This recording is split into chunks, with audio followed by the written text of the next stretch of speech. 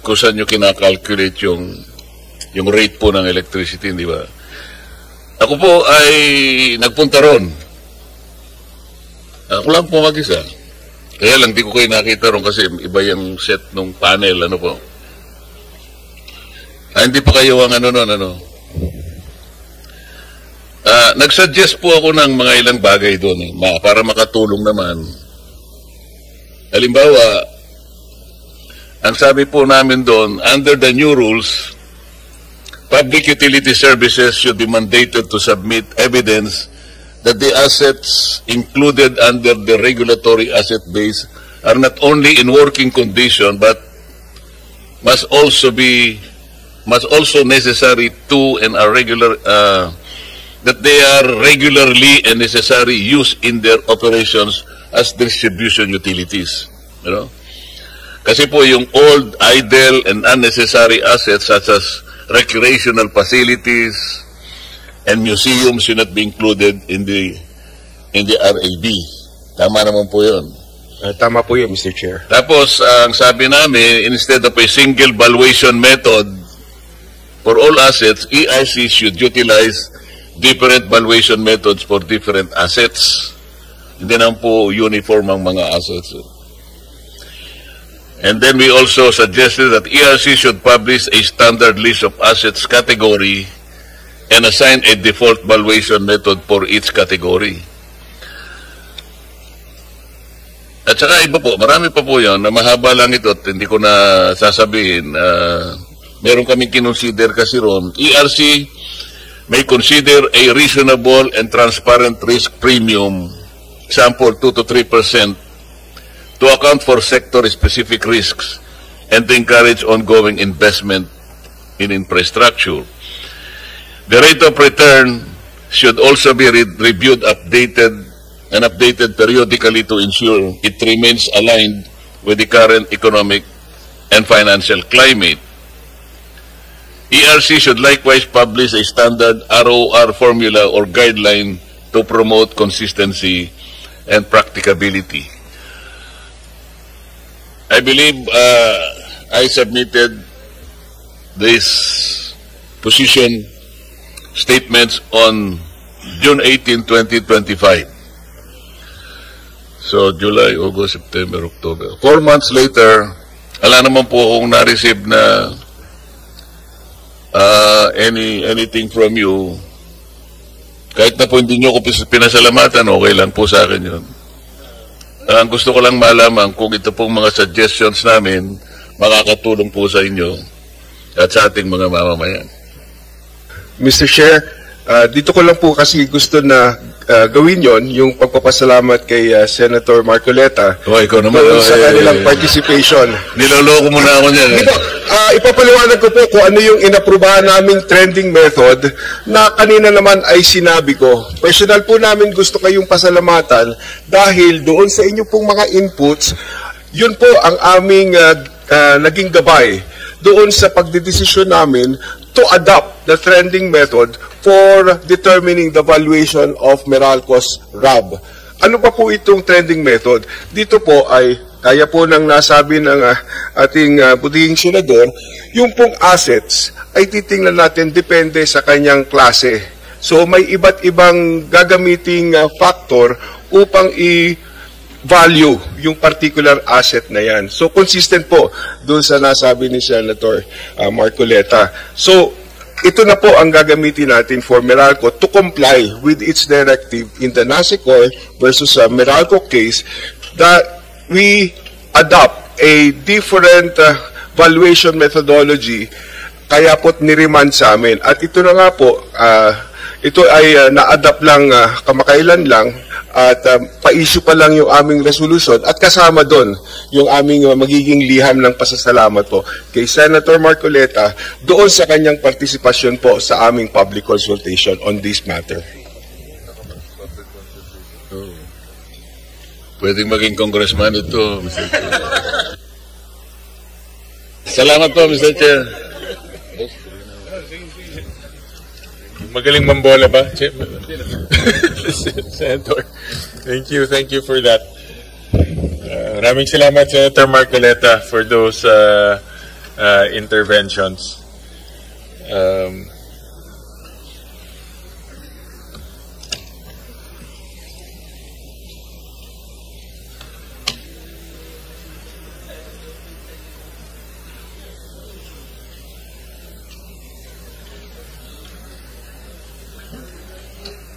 May nakuha kaming secretary. Ay. Sige, okay lang, okay lang. Baka bumalik pa ho yan. Huwag kayong mag-relax.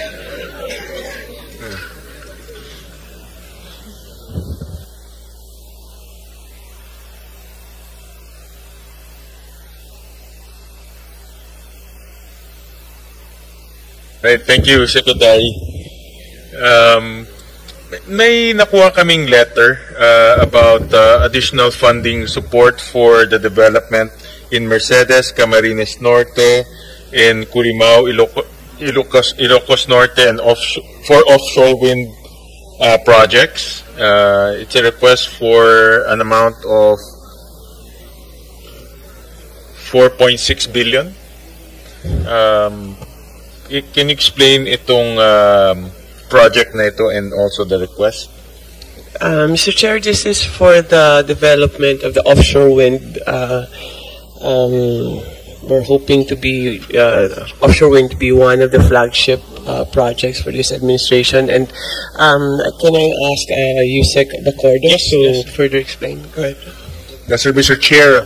Through the Philippine Ports Authority, the Philippine Ports Authority has committed to for three marshalling ports by 2027-2028 period. One of this is the port of Pambuhan, which is actually a greenfield port. This is going to be a 15-hectare port in Pambuhan, and close to Pambuhan there are about 8 offshore wind energy service contracts within 50 nautical miles of that future port of Pambuhan. With this port in place, Mr. Chair, that will be on track with our target to have the first kilowatt hour delivered by 2028 from offshore wind. Is the assurance that this offshore wind, they have my service contract doon, no? Yes, Mr. Chair. So the request is to build ports so Yes, that Mr. we can deploy the offshore wind projects, no? And these are privately led developers. Yes, Mr. Chair. And then, but how sure are we that these developers are going to invest? No? Because I remember during the budget hearing, we also asked PNOC about this. I think PNOC had a project before. Ganun din, offshore wind rin. In fact, we requested, how much is it?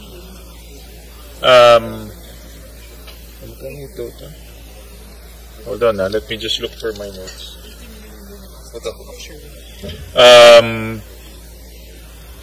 Meron ng 88 million na nagastos, no, for that offshore wind. This is PNOC side, hindi naman connected to sa inyo.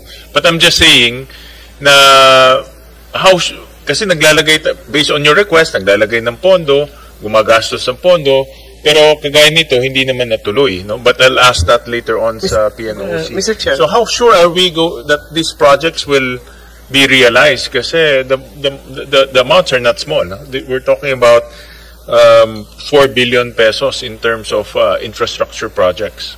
Mr. Chair, I have to clarify lang.